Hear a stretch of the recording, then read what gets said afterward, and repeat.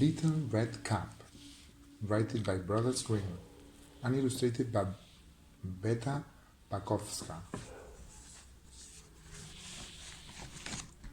It was translated from the German by Elizabeth D. Crawford, and it was edited by Minedition in 2008. Once there was a sweet little girl beloved by everyone who laid eyes on her, but most of all by her grandmother, who couldn't do enough for the child.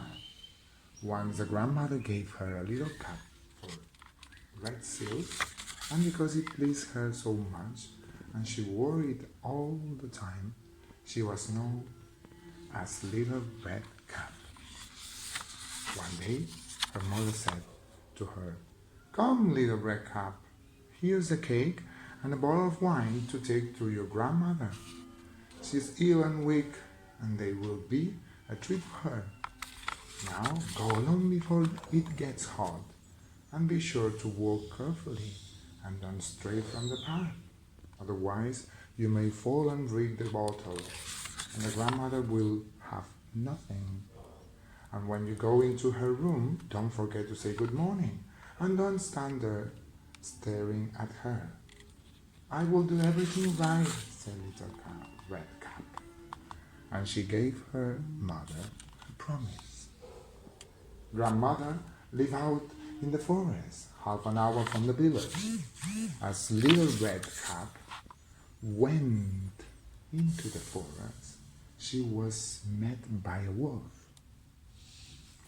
Little Red Cap didn't know what bad animals he was, and she was not afraid of him. "Good morning, Little Red Cap," he said. "Thank you, wolf.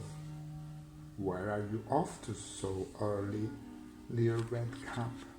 "To grandmother's." "What are you carrying in your basket?"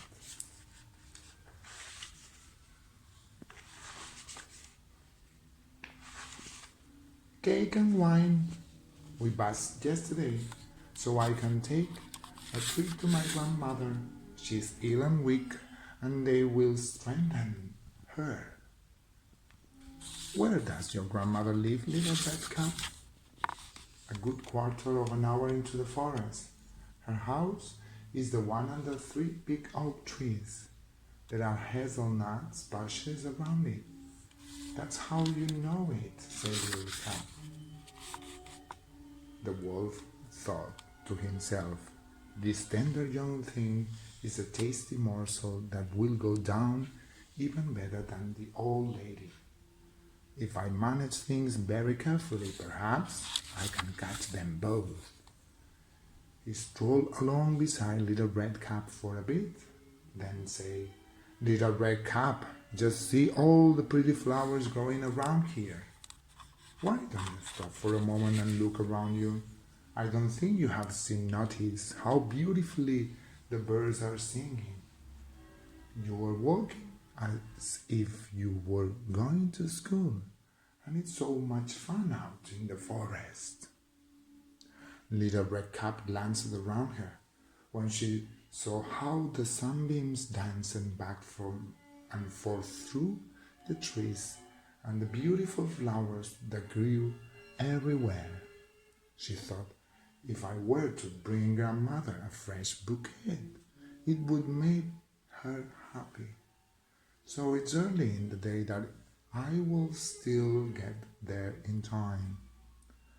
And she ran off the path into the forest and began gathering flowers. When she might pick one, she saw the farther on there was an even prettier one and ran to it. So she went deeper and deeper into the forest. The wolf, however, went straight to grandmother's house and knocked on the door. "Who's there?" "Little Red Cap bringing you cake and wine. Open the door." "Just press the latch," called grandmother. "I'm too weak and cannot get up."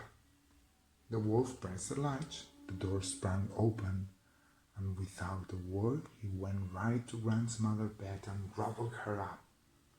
Then he put on her clothes, set her cap on his head, laid himself in her bed, and drew the curtains. Meanwhile, little Red Cap had run everywhere after flowers, when she had so many that she could carry no more. She remembered her grandmother and went on her way to her. She wondered at the door, standing open, and as she walked into the room, everything seemed strange to her. Oh my goodness, she thought, how uneasy I am today, and usually I'm so happy at grandmother's. Good morning, grandmother, she called out, but received no answer. Then she went to the bed and pulled back the curtains. There lay her grandmother, her cap pulled down over her face, looking very strange. Oh, grandmother, what big ears you have! That's so I can hear you better. Oh, grandmother, what big eyes you have! That's so I can see you better. Oh, grandmother, what big hands you have! That's so I can hold you better. Oh, grandmother, what a dreadfully big mouth you have! That's so I can eat you better. And with these words, the wolf sprang out of bed and swallowed up poor little Red Cap.